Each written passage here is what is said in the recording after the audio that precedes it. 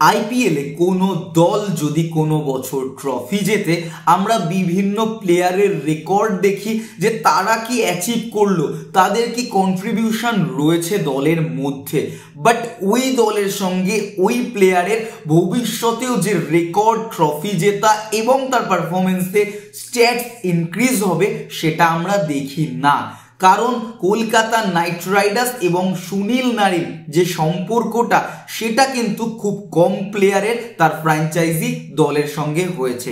যদিও আমরা আমাদের দেশীয় প্লেয়ারদের তালিকায় সেখানে বিরাট কোহলি এবং রোহিত শর্মারা থাকলেও ফরেন প্লেয়ারদের ক্ষেত্রে সুনীল নারিন এবং কলকাতা নাইট রাইডার্সের কাহিনীটা কিন্তু একটু অন্যরকম। আমরা যদি দেখি যে বছর ট্রফি রেসে বা ট্রফি জয় কলকাতা নাইট রাইডার্সের হয়েছে, সুনীল নারিনের একাধিক পারফরমেন্স কিন্তু বা একাধিক রেকর্ড কিন্তু সেই মরশুমে নতুনভাবে নথিভুক্ত হয়েছে।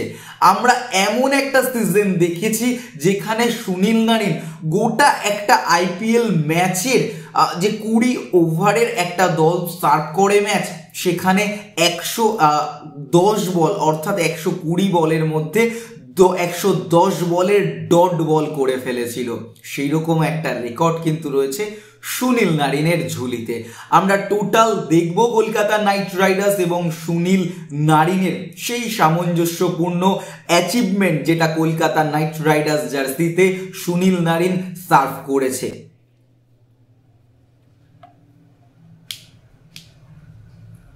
2012 সালের 8 এপ্রিল কিন্তু সুনীল নারিনের অভিষেক হয় ভার্সেস রাজস্থান রয়্যালসে। 15 এপ্রিল সুনীল নারিন কিন্তু 4 ওভার বল করেন, 5টা উইকেট নেন এবং মাত্র 19 রানের বিনিময়ে। 2012 সালের কথা বলছি। 2013 সালের 16 এপ্রিল আইপিএলে তার ফার্স্ট হ্যাট্রিক এগেইনস্ট পাঞ্জাব। 2014 সালে কেকেআর এর হাইয়েস্ট উইকেট টেকার হন সুনীল নারায়ণ। 2015 সালে মাত্র 8 ম্যাচ খেলে 7টি উইকেট নিয়েছিলেন সুনীল নারিন। 2016 সালে 11 ম্যাচে 11টা উইকেট এবং 110টা ডট বল করেছিলেন সুনীল নারিন। 2017 সালের 13 এপ্রিল কিন্তু ফার্স্ট ওপেনার হিসাবে নিজেকে পরিচয় করান আইপিএল এর মঞ্চে এবং সেখানেও এগেইনস্ট পাঞ্জাব। সেই ম্যাচে কিন্তু 18 বলে 37 রানের একটা দুর্দান্ত ইনিংস খেলেছিলেন এবং এখান থেকেই ওপেনার সুনীল নারিনের এক নতুন দিশা খুলে গেছিল কলকাতা নাইট রাইডার্সের হয়ে। 7 মে ওই বছরই কিন্তু 105 রানের একটা পার্টনারশিপ তৈরি করেন পাওয়ার প্লের মধ্যে এবং সেই ম্যাচটা ছিল আরসিবির এগেইনস্টে। 2018 সালে দ্বিতীয়বার আইপিএলে মোস্ট ভ্যালুয়েবল প্লেয়ার বা এমভিপি অ্যাওয়ার্ড পান কিন্তু তিনি। 2019 সালে তিনি টোটাল স্কোর করেন 143 রান এবং 10টা উইকেট নেন। 2020 সালটা কিন্তু তার জন্য খুব একটা আহামরি ছিল না, সেখানে তিনি 121 রান করেন এবং 5টি উইকেট নেন। 2021 সালে কিন্তু তিনি 16টি উইকেট তুলেছিলেন এবং তার ইকোনমি ছিল 6.45।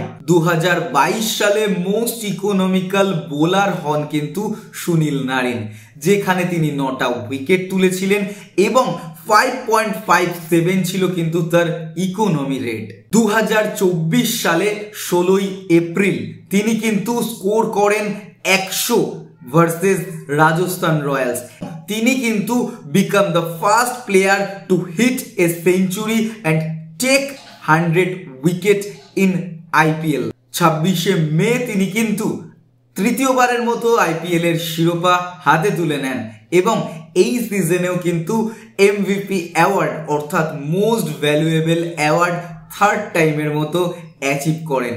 অর্থাৎ সুনীল নারিন এবং কলকাতা নাইট রাইডার্স তাদের জার্নি আগামী সিজনেও কন্টিনিউ রাখছে এবং দেখা যাক নতুন কি রেকর্ড, নতুন কি অ্যাচিভমেন্ট কলকাতা নাইট রাইডার্সের জন্য নতুন কিভাবে দলকে সাহায্য করতে পারেন। সুনীল নারিন নিয়ে তোমাদের কি বক্তব্য, এবং তুমি যদি অবশ্যই কেকেআর ফ্যান হয়ে থাকো, সুনীল নারিনের ফ্যান হয়ে থাকো, তাহলে অবশ্যই ভিডিওটি লাইক করো। দেখা হচ্ছে আগামী ভিডিওতে।